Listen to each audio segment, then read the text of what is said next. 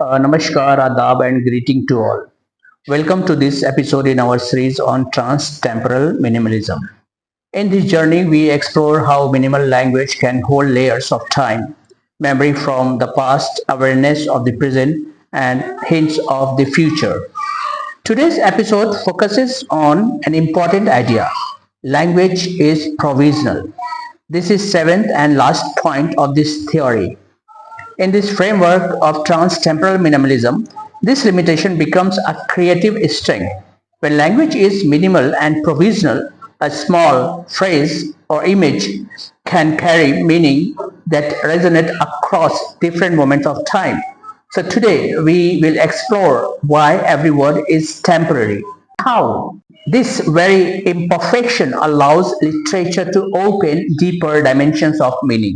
This seventh point, which is based on a very fundamental principle and which has been the question that language is provisional. It cannot create the reality, but it is a provisional and the emergence. So this episode is dedicated to language is provisional and the emergence of trans-temporal minimalism.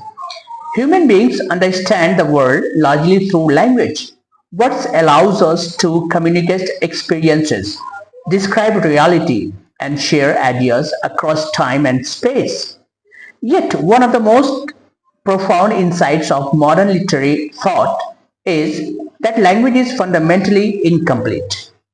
Words don't fully capture reality, then only approximate it. This idea is often summarized by the statement language is provisional.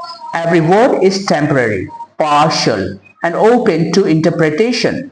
It represents reality only for a moment and only from a particular perspective.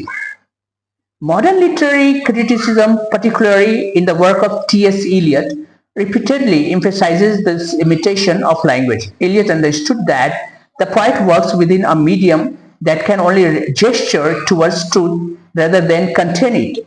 Recognizing this limitation becomes the starting point for a deeper literary insight, one that leads toward the aesthetic framework you described as trans-temporal minimalism.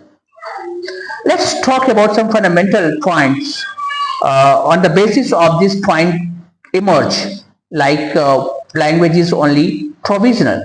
What are symbols, not reality? The first step is understanding the provisional nature of language. It's recognizing that words are symbols rather than realities themselves.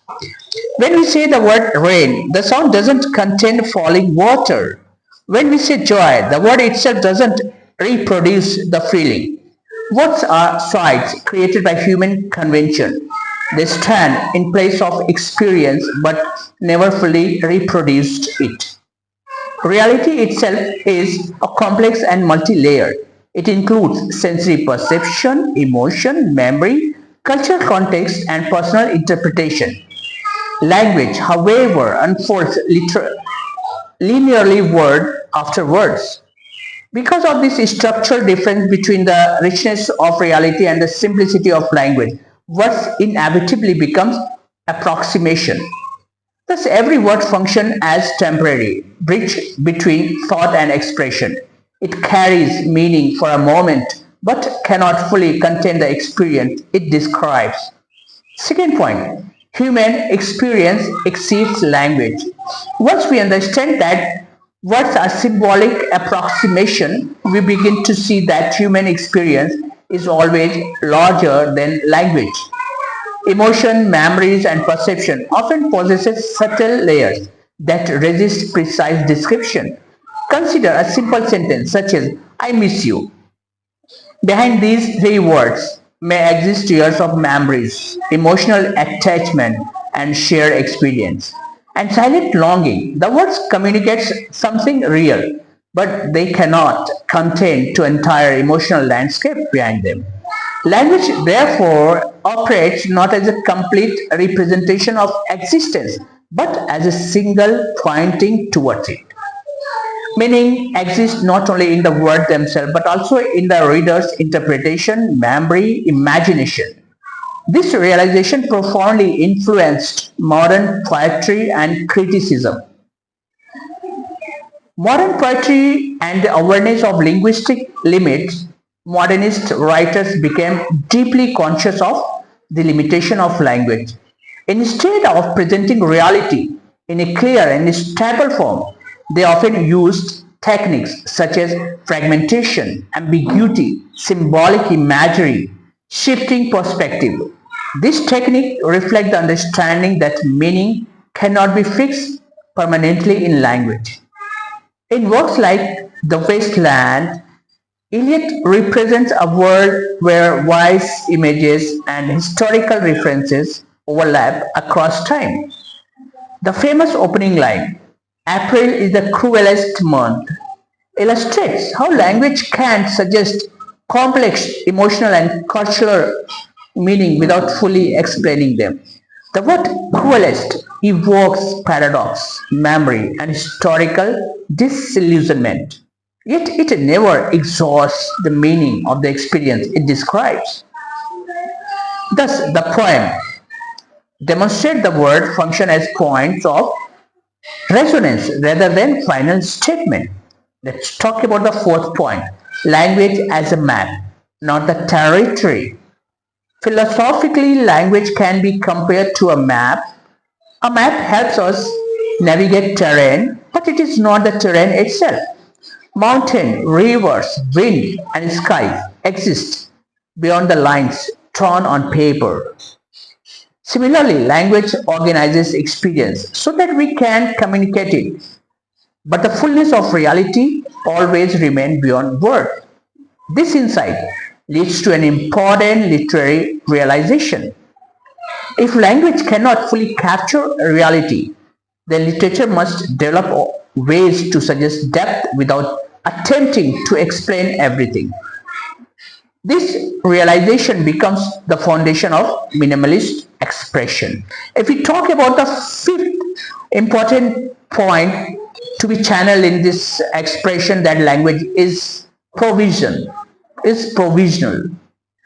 From the linguist limits of minimal expression, if words are inherently limited, then excessive explanation may actually weaken meaning.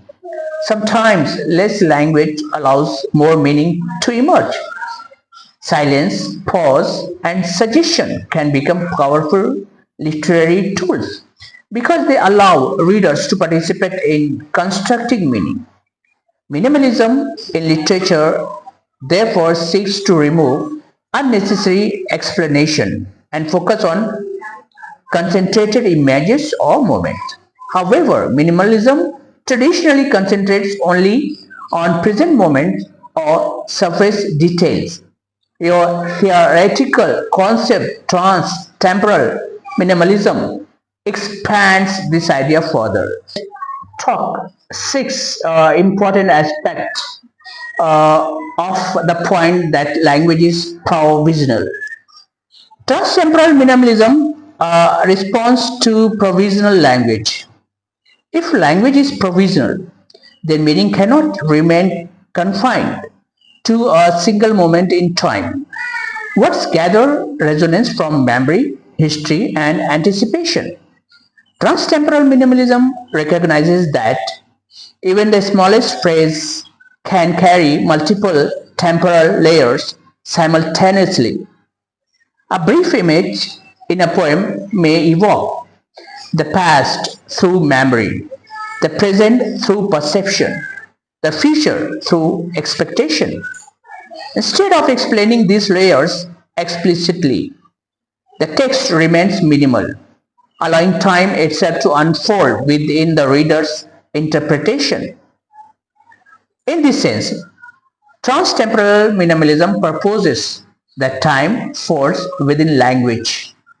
A few carefully chosen words can resonate across temporal dimension, creating meanings that extends beyond the immediate text.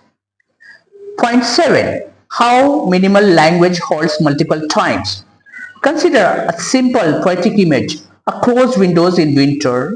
On the surface, the phrase is minimal, yet it may evoke memories of past winters. the present feeling of isolation, anticipation of spring. The words themselves remain sparse, but they open a field of temporal association. Thus, trans-temporal minimalism uses linguistic restraints not to reduce meaning, but to amplify temporal resonance. Point number 8. The reader as the creator of meaning. Because language is provisional and temporally layered, the reader becomes an essential participation in meaning making. Each reader brings personal memory, cultural background, and emotional experience to the text. As a result, meaning of a minimalist text is never fixed. It evolves through time and through different acts of reading. This dynamic relationship between words, time, and reader becomes central to trans-temporal minimalism. In conclusion, if we sum up, we can say that language can never fully capture reality. Every word remains provisional, a temporary attempt to express something larger than itself. Modern literature recognized this limitation and began exploring new forms of expression that rely on suggestion rather than explanation. From this awareness emerges the idea of trans-temporal minimalism.